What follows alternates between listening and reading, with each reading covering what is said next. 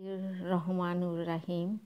সুপ্রিয় শিক্ষার্থী, বঙ্গবন্ধু কলেজ কর্তৃক আয়োজিত অনলাইন ক্লাসে তোমাদেরকে মহান বিজয় দিবসের শুভেচ্ছা ও অভিনন্দন।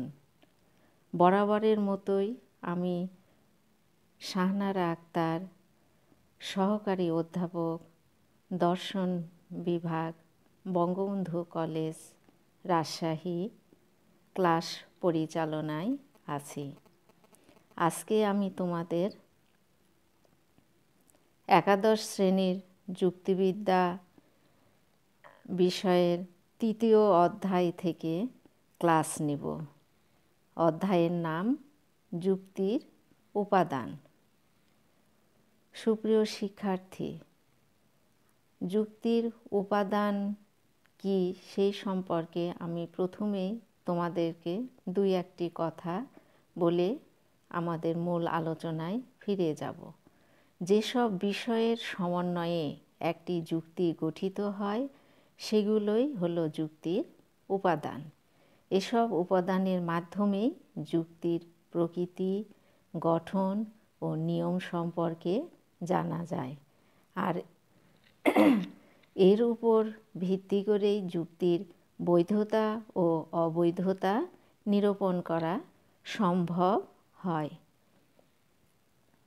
যুক্তির উপাদান হিসাবে আমরা পদ, শব্দ, বাক্য, পদ ও বাক্য শব্দের শ্রেণীবিভাগ, প্রকারভেদ, যুক্তি বাক্যের গঠন, যুক্তি বাক্যের শ্রেণীবিভাগ, বাক্যকে যুক্তি বাক্যে রূপান্তরের নিয়ম, যুক্তি বাক্যে পদের ব্যাপ্ততা, ই, আই ও বাক্যের পদের ব্যাপ্ততা প্রভৃতি সম্পর্কে আমরা এই অধ্যায়ে জানব এবং এই বিষয়গুলো আমরা ধারাবাহিকভাবে আলোচনা করব। আমাদের আজকের আলোচ্য বিষয় হচ্ছে পদ ও বাক্য, পদ ও শব্দ, শব্দের শ্রেণীবিভাগ এবং পদ ও শব্দের পার্থক্য। আজকের আলোচনা শেষে তোমরা এখান থেকে জানতে পারবা বা শিখতে পারবা পদের অর্থ কি, পদ, শব্দ ও বাক্য কাকে বলে তা জানতে ও বলতে পারবে, শব্দের শ্রেণীবিভাগ করতে পারবে, পদ ও শব্দের পার্থক্য করতে পারবে। সুপ্রিয় শিক্ষার্থী, তাহলে আমরা মূল আলোচনায় ফিরে যাই। আমি প্রথমেই আলোচনা করব পদ ও বাক্য নিয়ে। পদের অর্থ কি? আমি প্রথমে পদের অর্থ নিয়ে একটু বলবো। পদের ইংরেজি প্রতিশব্দ হচ্ছে টার্ম। টার্ম কথাটি ল্যাটিন টার্মিনাস শব্দ থেকে এসেছে, যার অর্থ প্রান্ত বা সীমা। একটি যুক্তিবাক্যের এক প্রান্তে থাকে উদ্দেশ্য এবং অন্য প্রান্তে থাকে বিধিও। সুতরাং উৎপত্তিগত অর্থ বিচার করলে বলতে হয় একটি যুক্তিবাক্যের প্রান্তদ্বয়ই হচ্ছে পদ। একটি যুক্তিবাক্যের এক প্রান্তে থাকে উদ্দেশ্য, অন্য প্রান্তে থাকে বিধিও। তাহলে একটি যুক্তিবাক্যের প্রান্তদ্বয়ই হচ্ছে পদ। পদের সংজ্ঞা: যে শব্দ বা শব্দ সমষ্টি কোনো যুক্তিবাক্যের উদ্দেশ্য অথবা বিধেয় হিসাবে ব্যবহৃত হয় বা ব্যবহারের উপযুক্ত হয় সেই শব্দ বা শব্দ সমষ্টিকে পদ বলে। পদ হচ্ছে কোনো সময় একটি শব্দ, আবার কোনো সময় কয়েকটি শব্দের সমষ্টি। যুক্তিবাক্যের উদ্দেশ্য বা বিধেয় রূপে ব্যবহৃত হবার মতো শব্দ বা শব্দ সমষ্টি পদ নামে পরিচিত। যেমন গরু হয় চতুষ্পদ। এই যুক্তিবাক্যে গরু শব্দটি উদ্দেশ্য হিসাবে ব্যবহৃত হয়েছে, সুতরাং এটি একটি পদ। আর চতুষ্পদ শব্দটি বিধেয় হিসাবে ব্যবহৃত হয়েছে, সুতরাং এটিও একটি পদ। আমি আরও একটা উদাহরণ দিয়ে তোমাদেরকে বোঝানোর চেষ্টা করছি। যেমন রুমির ছোট ভাই হয় মেধাবী ছাত্র। সুপ্রিয় শিক্ষার্থী, তোমরা লক্ষ্য করো এবং মনোযোগ সহকারে স্লাইডের দিকে খেয়াল করো। রুমির ছোট ভাই হয় মেধাবী ছাত্র। এই যুক্তিবাক্যে উদ্দেশ্য অংশে ব্যবহৃত শব্দত্রয় রুমির ছোট ভাই সমষ্টিগতভাবে একটি পদ, আর বিধি অংশে ব্যবহৃত শব্দদ্বয় মেধাবী ছাত্র সমষ্টিগতভাবে আরও একটি পদ। এখন আমি আলোচনা করব এই পদের ব্যবহার নিয়ে যুক্তিবিদদের মধ্যে কিছুটা মতবিরোধ রয়েছে। কোনো কোনো যুক্তিবিদ পদকে ব্যাপক অর্থে ব্যবহার করেছেন, আবার কোনো কোনো যুক্তিবিদ সংকীর্ণ অর্থে ব্যবহার করেছেন। ব্যাপক অর্থে পদ বলতে কী বোঝায় সেই সম্পর্কে বলবো।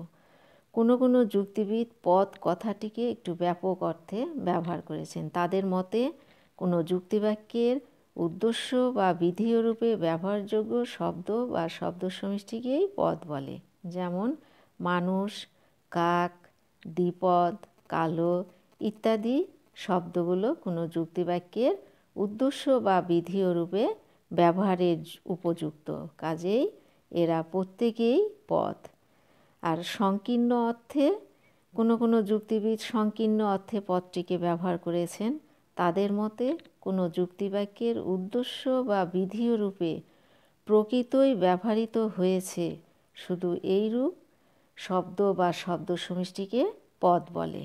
যেমন আজিজ হয় চতুর, এই যুক্তিবাক্যে উদ্দেশ্য পদে ব্যবহৃত আজিজ শব্দটি একটি পদ, আর বিধেয়রূপে ব্যবহৃত চতুর শব্দটিও একটি পদ। তাহলে পদের অর্থ কি, ব্যাপক ও সংকীর্ণ অর্থে পদ বলতে কি বোঝায়?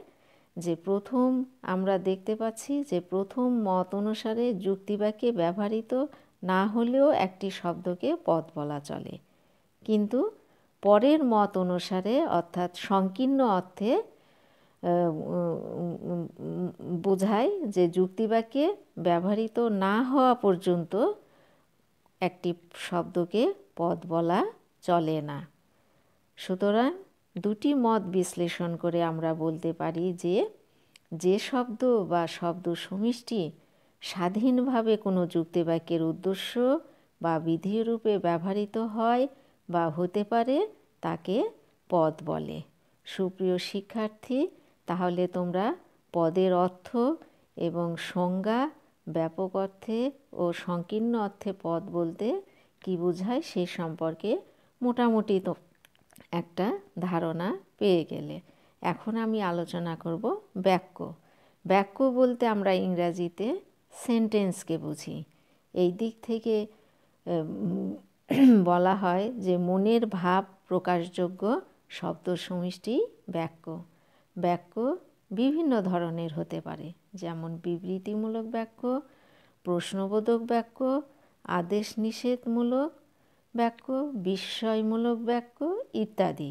কিন্তু আমরা যুক্তিবিদ্যায় একটি বিশেষ ধরনের বাক্য নিয়ে কাজ করি। আমরা জানি যুক্তিবিদ্যা যুক্তি সংক্রান্ত বিদ্যা। যুক্তি গঠিত হয় কিছু বিশেষ প্রকৃতির বাক্য দিয়ে, যাকে আমরা যুক্তি বাক্য বলি। এই বাক্যগুলো ভাষায় ব্যবহৃত সাধারণ বাক্যের মতো যে কোনো প্রকৃতির ভাব প্রকাশক বাক্য নয়। এগুলো কেবল বিবৃতিমূলক বাক্য।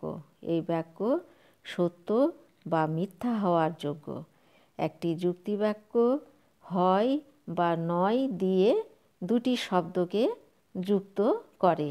এই দুটি শব্দকেই উদ্দেশ্য এবং বিধিও বলে। সুপ্রিয় শিক্ষার্থী, আমি এখানে দুটো হয় এবং নয় এই শব্দ দিয়ে দুটো উদাহরণ দিয়েছি, তোমরা লক্ষ্য করো। যেমন পৃথিবী হয় গোলাকার, মানুষ নয় অমর। এই বাক্য দুটি হয় এবং নয় দিয়ে দুটি করে শব্দকে যুক্ত করে দুটি বিবৃতিমূলক বাক্য গঠন করেছে, এবং এই বাক্য দুটি সত্য বা মিথ্যা হওয়ার যোগ্য, তাই এগুলো যুক্তিবাক্য। যুক্তিবাক্যকে আবার বচনও বলা হয়। যুক্তিবাক্য বা বচনে উদ্দেশ্য ও বিধেয় হিসাবে দুটি শব্দ ব্যবহৃত হয়। আমি আবারও উদাহরণ দিয়ে তোমাদেরকে বোঝানোর চেষ্টা করছি। যেমন পৃথিবী হয় গোলাকার। এই যুক্তিবাক্যে পৃথিবী এবং গোলাকার যথাক্রমে উদ্দেশ্য ও বিধেয় রূপে ব্যবহৃত হয়েছে। আমরা জানি যার সম্পর্কে কোনো কিছু বলা হয় তা উদ্দেশ্য, এবং উদ্দেশ্য সম্পর্কে যা কিছু বলা হয় তা হলো বিধেয়। তাহলে এই যুক্তিবাক্যে পৃথিবী ও গোলাকার শব্দ দুটি যথাক্রমে উদ্দেশ্য ও বিধেয় হিসাবে ব্যবহৃত হয়েছে। যুক্তিবাক্যের উদ্দেশ্য ও বিধেয় হিসাবে ব্যবহৃত হওয়ার যোগ্যতা সম্পন্ন এই সব শব্দকে পদ বলা হয়। তাই দেখা যায় সাধারণ বাক্য নয়, পদের সম্পর্ক রয়েছে যুক্তিবাক্যের সাথে। পদ ছাড়া যুক্তিবাক্য হয় না। প্রতিটি যুক্তিবাক্যে দুটি পদ থাকে। যুক্তিবাক্যের এই দুটি পদের মধ্যে একটি সম্পর্ক প্রকাশিত হয়। এই সম্পর্ক স্বীকৃতিমূলকও হতে পারে, আবার অস্বীকৃতিমূলক হতে পারে। আবার এটি লিখিত বা মৌখিক উভয় ধরনের বিবৃতি হতে পারে। তাই যুক্তিবিদ্যার ভাষায় বলা যায় দুটি পদের মধ্যে স্বীকৃতি বা অস্বীকৃতি জ্ঞাপক সম্পর্কের লিখিত বা মৌখিক বিবৃতিকে যুক্তিবাক্য বলে। সুপ্রিয় শিক্ষার্থী, এখন আমি পদ ও শব্দ নিয়ে আলোচনা করব। শব্দ হচ্ছে একটি অক্ষর বা কয়েকটি অক্ষরের সমষ্টি যা কোনো একটি অর্থ প্রকাশ করে, আর পদ হচ্ছে একটি শব্দ বা কয়েকটি শব্দের সমষ্টি যা কোনো একটি যুক্তিবাক্যের উদ্দেশ্য বা বিধেয় হিসাবে ব্যবহৃত হতে পারে। প্রতিটি পদই একটি শব্দ বা শব্দ সমষ্টি, কিন্তু প্রতিটি শব্দই পদ নয়, কারণ প্রতিটি শব্দই যুক্তিবাক্যের উদ্দেশ্য বা বিধেয় রূপে ব্যবহৃত হতে পারে না। শব্দকে পদ হতে হলে কোনো যুক্তিবাক্যের উদ্দেশ্য বা বিধেয় রূপে ব্যবহৃত হবার যোগ্য হতে হবে। সুতরাং সকল শব্দই পদ, কিন্তু সকল শব্দই পদ নয়। শব্দের শ্রেণীবিভাগ। যুক্তিবিদগণ শব্দকে 3 ভাগে ভাগ করেছেন, যথা পদযোগ্য শব্দ, সহপদযোগ্য শব্দ এবং পদ অযোগ্য বা পদ নিরপেক্ষ শব্দ। পদযোগ্য শব্দ কাকে বলে?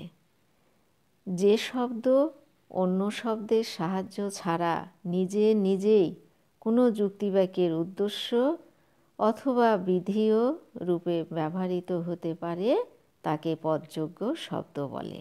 যেমন মানুষ, সোনা, সাদা, মূল্যবান ইত্যাদি শব্দ। এরা প্রত্যেকেই নিজে নিজে কোনো যুক্তিবাক্যের উদ্দেশ্য অথবা বিধেয় হিসাবে ব্যবহৃত হতে পারে। যেমন সোনা হয় মূল্যবান। এই যুক্তিবাক্যে সোনা শব্দটি একা একাই উদ্দেশ্য রূপে এবং মূল্যবান শব্দটি একা একাই বিধেয় রূপে ব্যবহৃত হয়েছে। কাজেই এরা উভয়ই পদযোগ্য শব্দ। সহ পদযোগ্য শব্দ। যে শব্দ নিজে নিজে কোনো যুক্তিবাক্যের উদ্দেশ্য বা বিধেয় হিসাবে ব্যবহৃত হতে পারে না, কিন্তু অন্য কোনো পদযোগ্য শব্দের সাথে যুক্ত হয়ে যুক্তিবাক্যে ব্যবহৃত হতে পারে, তাকে সহপদযোগ্য শব্দ বলে। যেমন এই, ওই, এবং, ও, অথবা, যদি ইত্যাদি শব্দ। এরা কোনো কেবল অন্য শব্দের সাথে যুক্ত হয়েই যুক্তিবাক্যের উদ্দেশ্য বা বিধেয় রূপে ব্যবহৃত হতে পারে। যেমন ওই লোকটি হয় খুব বুদ্ধিমান। এই যুক্তিবাক্যে ওই এবং খুব শব্দদ্বয় যথাক্রমে লোকটি এবং বুদ্ধিমান শব্দের সাথে যুক্ত হয়ে ব্যবহৃত হয়েছে। এদের একা একা ব্যবহৃত হবার যোগ্যতা নেই, কাজে এরা উভয়েই সহপদযোগ্য শব্দ। সহপদযোগ্য শব্দগুলো নিজেরা পদ নয়, কিন্তু তারা পদের অংশ হিসাবে ব্যবহৃত হয়। পদ অযোগ্য বা পদ নিরপেক্ষ শব্দ। যে শব্দ কখনোই কোনো যুক্তিবাক্যের উদ্দেশ্য বা বিধেয় রূপে ব্যবহৃত হতে পারে না তাকে পদ অযোগ্য শব্দ বলে। যেমন হাই, আহা, মরি মরি ইত্যাদি শব্দ। এই শব্দগুলি নিজে নিজে তো পারেই না, অন্য কোনো শব্দের সাথে যুক্ত হয়েও যুক্তিবাক্যের উদ্দেশ্য বা বিধেয় রূপে ব্যবহৃত হতে পারে না। যেমন ওহ, ফুলটি কি সুন্দর। এখানে ও শব্দটি উদ্দেশ্য বা বিধেয়ের মধ্যে ব্যবহৃত না হয়ে তাদের বাইরে পৃথকভাবে ব্যবহৃত হয়েছে, কাজেই এটি একটি পদ অযোগ্য শব্দ। সুপ্রিয় শিক্ষার্থী, তাহলে আমরা শব্দের শ্রেণীবিভাগ থেকে জানতে পারলাম যে শুধুমাত্র পদযোগ্য শব্দগুলোই পদ, সহপদযোগ্য শব্দগুলো নিজেরা পদ নয়, কিন্তু অন্য কোনো পদের সাহায্য নিয়ে পদের মধ্যে স্থান পেতে পারে। আর পদ অযোগ্য শব্দগুলো আদৌ কোনো পদ নয়, কারণ তারা কোনো যুক্তিবাক্যে ব্যবহৃত হতে পারে না। সুপ্রিয় শিক্ষার্থী, এখন আমি পদ ও শব্দ সম্পর্কে, এই পদ ও শব্দের মধ্যে কি পার্থক্য আছে সেগুলো নিয়ে আমি আলোচনা করব।